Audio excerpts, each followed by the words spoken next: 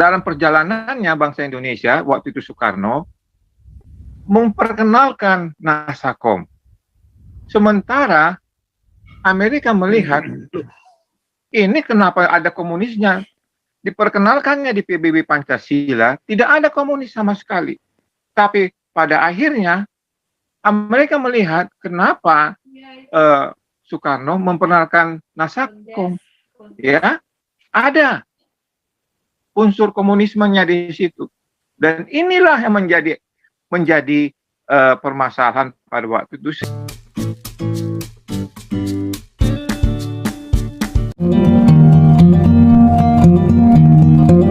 Malam hari ini ya kita akan melanjutkan tema kita yang tadi malam, ya diskusi para sesepuh.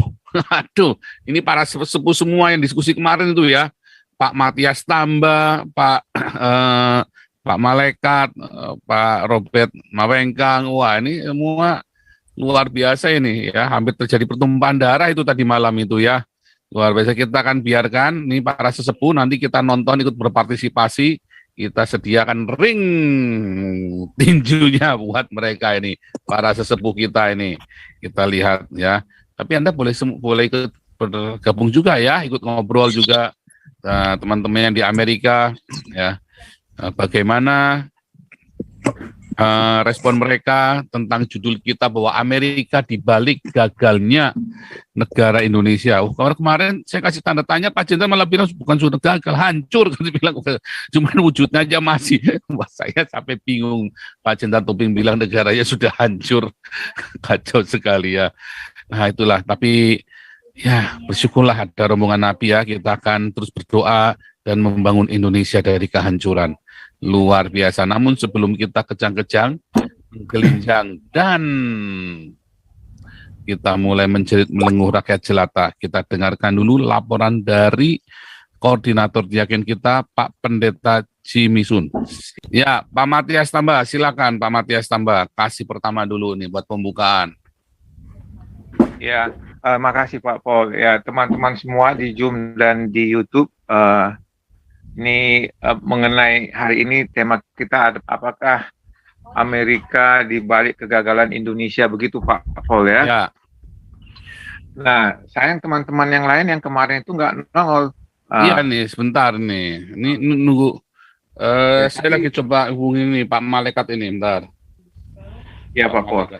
Nah, saya kemarin ya senang sekali ada dialog langsung dengan Pak Jenderal mengenai Pancasila itu ya. Itu benar-benar cukup bagus menurut saya. Nah, jadi kita kalau mental Martin masuk ke Zoom kita ini nggak sanggup ya menghadapi Beta Maluku, langsung besoknya nggak pernah nongol lagi, langsung ngakrit.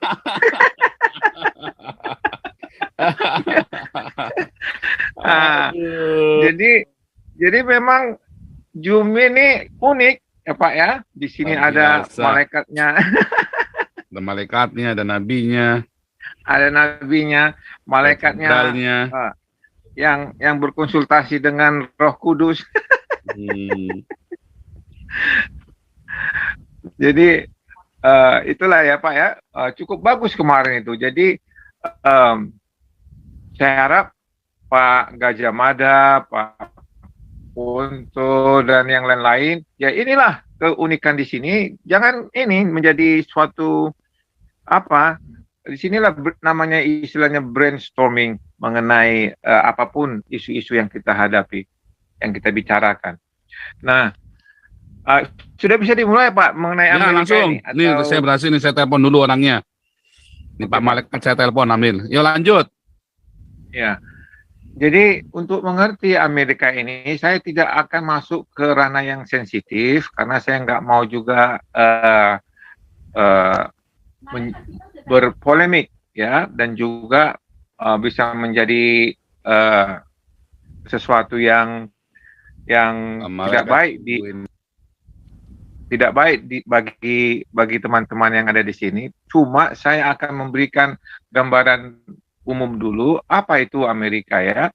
Nah, jadi kalau kita melihat sejarah Amerika, saya nggak akan jelaskan sejarahnya, tetapi mereka memiliki way of life, ya, way of life-nya itu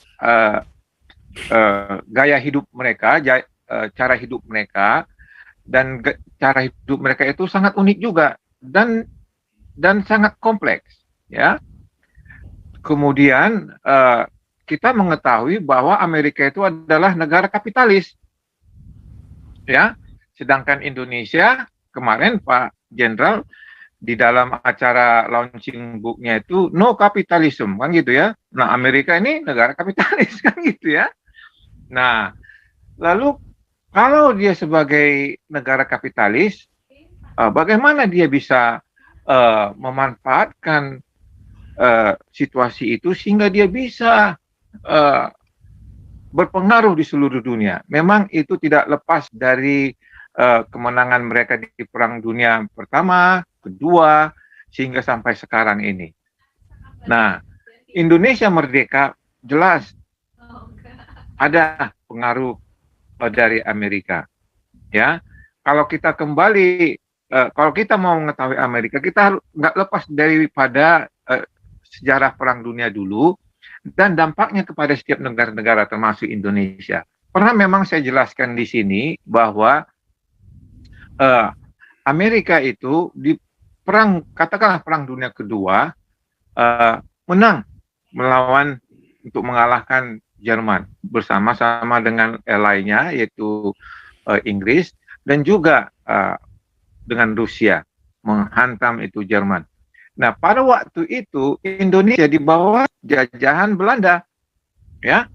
Nah, ketika Belanda dikalahkan oleh Jerman, di atas buku sebenarnya kita ini menjadi jajahan Jerman, kan gitu ya, karena Belandanya sudah kalah. Tapi apakah Jerman pada itu sempat di Indonesia? Tidak, karena ada Jepang. Dengan iming-iming Jepang, Indonesia setuju, maka Jepang menjajah Indonesia. Lalu singkat kata, Jepang dihancurkan oleh Amerika. Maka di atas buku sebenarnya kita ini adalah pada waktu itu jajahan Amerika, tapi belum sempat masuk di bab Inggris membawa tentara Amerika ke Indonesia, tapi terjadilah kemerdekaan itu ketika Jepang di bom atom. Tapi ingat, di atas buku sebenarnya kita ini adalah nantinya jajahan Amerika pada waktu itu. Cuma tidak sempat, ya. Nah, jadi pengaruh daripada Amerika itu pada waktu itu terhadap seluruh dunia sampai sekarang sangat besar sekali. Terutama pada saat Perang Dunia Kedua dibuat di sini ada martial law yang tujuannya mencegah pengaruh komunisme di seluruh dunia, termasuk di Asia Tenggara, Indonesia. Nah, jadi entah bagaimanapun, pokoknya komunis itu harus dicegah, tidak sampai berkuasa di Asia Tenggara, termasuk Indonesia.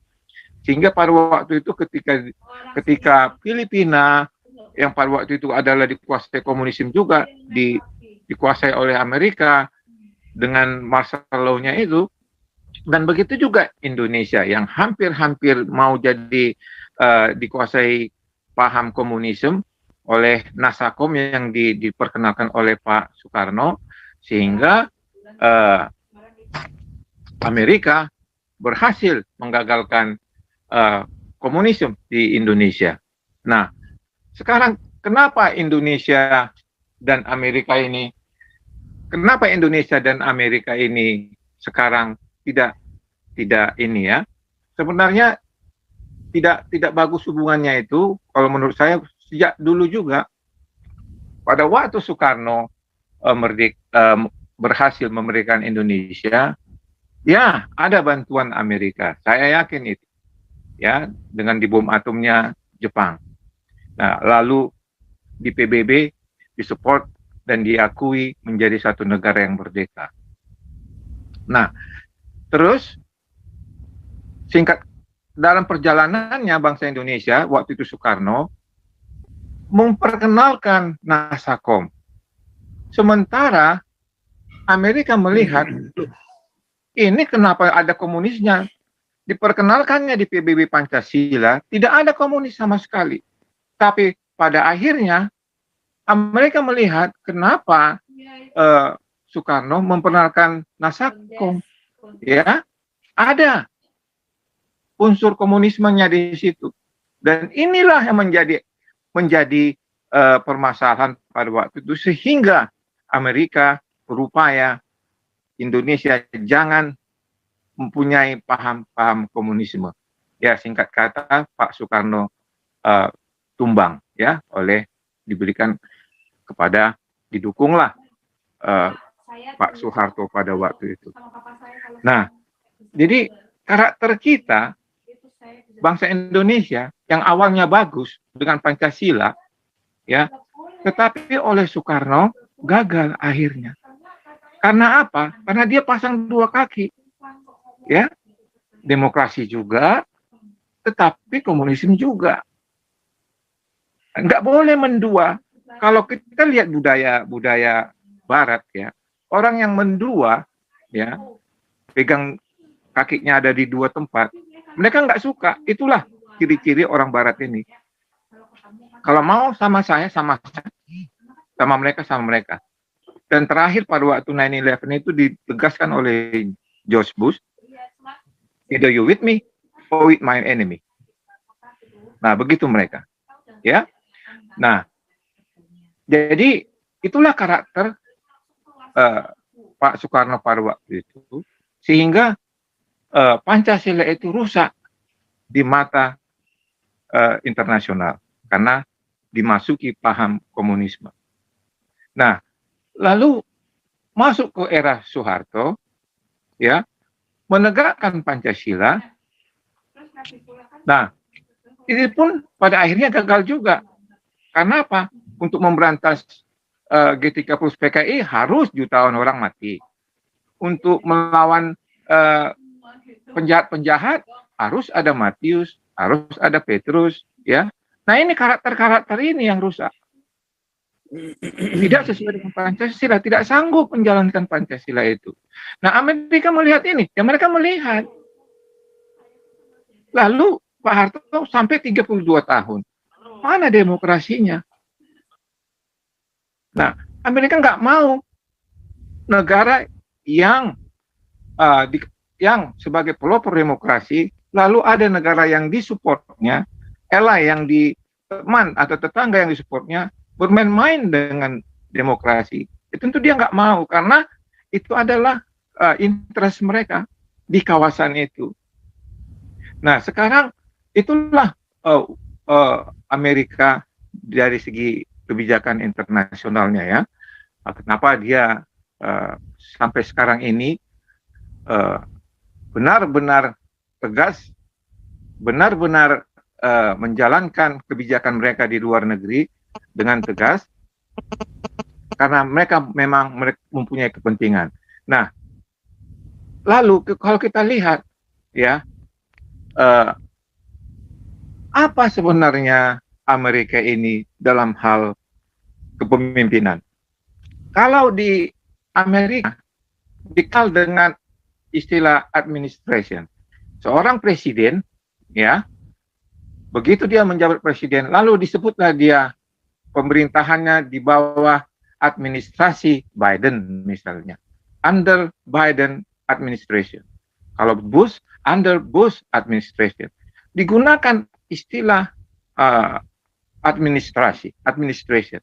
Tapi kalau di Indonesia lain, kekuasaan atau kekuasaan Indonesia, pemerintah Indonesia di bawah kekuasaan Pak Harto misalnya, di bawah kekuasaan Pak Jokowi misalnya. Jadi terminologinya menggunakan kekuasaan, bukan administrasi.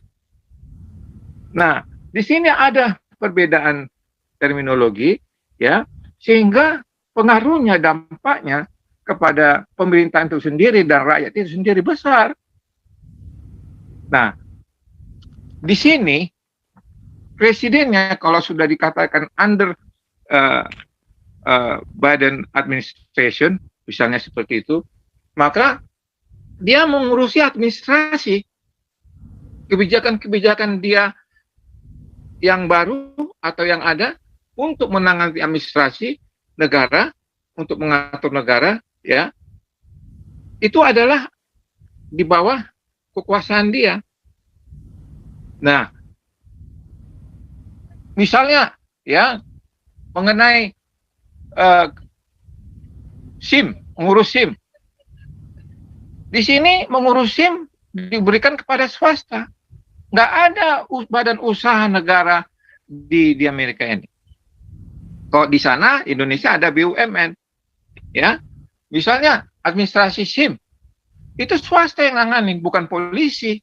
Kalau di Indonesia karena bentuknya kekuasaan bukan administrasi, karena dia kekuasaan, nah makanya ditangani oleh pemerintah negara, diberikan kepada polisi. Ya, surat-surat apapun itu, surat-surat tanah, surat rumah, mobil, dan lain-lain, itu diberikan kepada swasta, bukan kepada misalnya kepolisian. Nah, beda.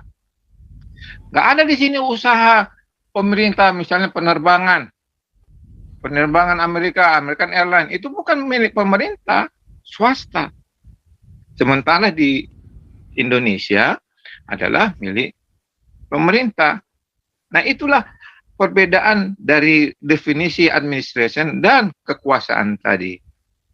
Nah, lalu bagaimana sebenarnya orang-orang administration ini dulunya sehingga mereka bisa dipengaruhi oleh pihak lain. Maksud saya begini, kalau melihat Amerika ini dari segi pemerintahannya, ya, administrasinya, yang tadi seperti saya sebut bahwa mereka menguasai kebijakan administrasinya dikuasai oleh Presiden A. Nah, lalu bisa presiden ini mendapat istilah tanda kutip orderan. Ya, orderan ini adalah sesuatu kebijakan yang diharapkan oleh katakanlah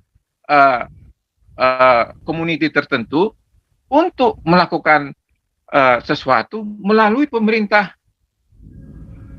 yang ada sekarang ini. Bisa. Contohnya begini, ya, saya mau menguasai tambang emas di suatu negara, ya, saya nggak ngomong-ngomong negara tertentu, ya, saya seorang swasta misalnya, ya, mau menguasai tambang emas di suatu negara, ya, lalu saya datang kepada pemerintahan Amerika misalnya, melakukan lobby, lalu saya bayar ini, bayar itu, semuanya lah. Nah, pemerintah mendukung karena mempunyai hubungan diplomatik dengan negara tersebut yang mempunyai emas itu. Ya. Lalu setelah terjadi negosiasi antara negara dan juga pengusahanya yang ada di sini, maka saya berhasil mendapatkan tambang di sana. Saya bayar pajak di sini, saya bayar pajak di sana.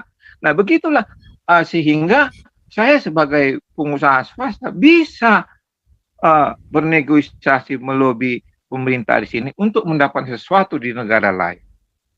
Ya, itulah contoh kebijakan administrasi yang ada di negara kapitalisme. Nah, jadi lalu kalau kita melihat siapa sih sebenarnya orang-orang Amerika ini? Kalau melihat sejarah memang native American itu adalah orang Indian. Tetapi hasil dikuasai oleh orang putih yang asalnya dari Eropa, kan gitu ya.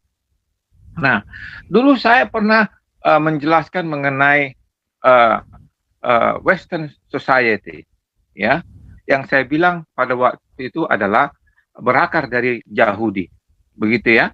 Nah, jadi begini, teman-teman pada waktu itu mengatakan, oh bukan, harusnya Western Society itu kan dari yang Yunani. Maksud saya begini ya, Western Society itu atau aturan-aturan yang ada di dalam Western Society, ya banyak dari Eropa dan Yunani. Tetapi asal mula Western society ini berasal dari Western civilization. Western civilization ini, ya, kalau memakai istilah Pak Paul, orang putih sudah bertobat katanya dulu, karena pada waktu era Western civilization itu era yang sangat kacau, bunuh membunuh. Lalu mereka mengganti Western civilization itu menjadi Western society. Lalu menulis segala sesuatu mengenai ilmu pengetahuan di dalam buku Western Society itu untuk dilanjutkan ke generasi berikutnya. Nah, jadi dari Western Society berakar dari Western Civilization, di mana Western Civilization ini akarnya adalah itu tadi, Yahudi, Israel.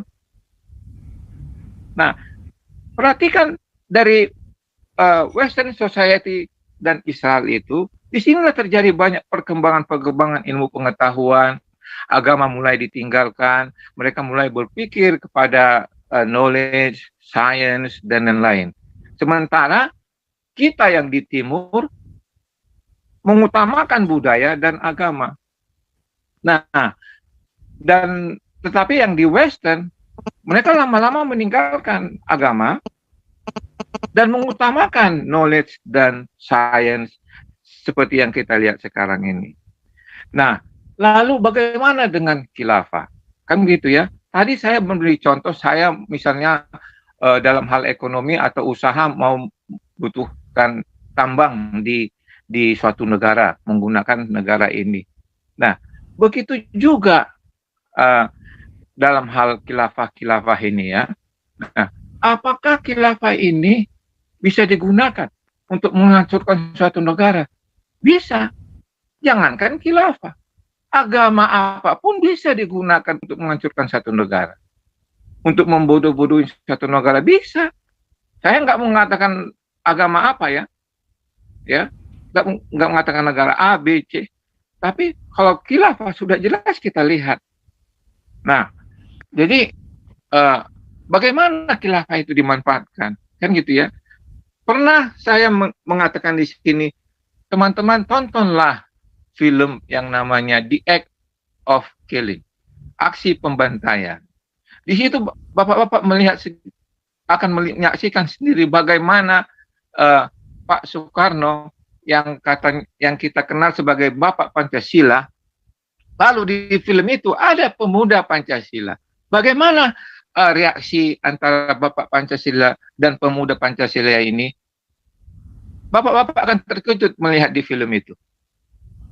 Ya, seolah-olah nggak percaya bagaimana bisa seorang Soekarno yang kita kenal sebagai Bapak Pancasila tidak sepakat dengan pemudanya. Ya, katakanlah saya bilang tidak sepakat, tetapi berdampak sampai seperti itu, tragis seperti itu. Nah, jadi bisa dimanfaatkan pemuda-pemudanya melalui organisasi, melalui paham. Tapi orderan siapa, kan begitu? Apakah itu orderan Amerika? Oh, belum tentu. Nah, pernah bapak-bapak melihat misalnya, ya, saya katakanlah satu nama ya, George Soros. Ya, George Soros. Kalau George Soros ini adalah orang Israel, ya, bukan orang Israel. Maksud saya dia berasal orang Yahudi, ya. Dia salah satu yang selamat dari Holocaust itu. Mereka bersumpah, ya, bersumpah agar jangan pernah terjadi lagi Holocaust di dunia ini, terutama kepada mereka. Karena pengalaman itulah mereka berupaya mempengaruhi seluruh pemerintah di dunia ini, ya, agar mereka tidak terjadi seperti Holocaust itu lagi. Dengan apa mereka mempengaruhinya? Dengan menempatkan orang-orang yang sepaham dengan mereka di pemerintahan. Kedua, dengan kemampuan uang mereka. Ketiga, dengan kemampuan teknologi mereka. Ya, jadi kalau misalnya kelompok mereka datang ke suatu pemerintah, katakanlah pemerintah Amerika Serikat, untuk menghancurkan negara yang ancaman bagi mereka, di Israel sana, misalnya Iran gitu ya, mereka bisa lakukan melalui lobby, melalui kekuatan financial mereka, melalui teknologi yang mereka berikan. Mereka sanggup. Nah, sekarang, kenapa? Apakah kita komplain seperti itu? Nggak bisa juga. Karena itulah cara how to survive di dunia yang keras seperti ini. Kalau mereka tidak bisa seperti itu, ya Iran besok-besok menghancurkan mereka. Sebelum saya dihancurkan, saya hancurkan kamu dulu. Itu biasa natural di dalam ya. Nah, jadi kalau Anda menduga bahwa Amerika lah yang menyebabkan Indonesia hancur, enggak. Lihat dulu siapa di belakangnya ini. Saya kasih satu perumpamaan ya, untuk mengerti Amerika secara singkat, secara ini. Contohnya seperti karena dia negara seperti saya katakan tadi adalah negara kapitalis.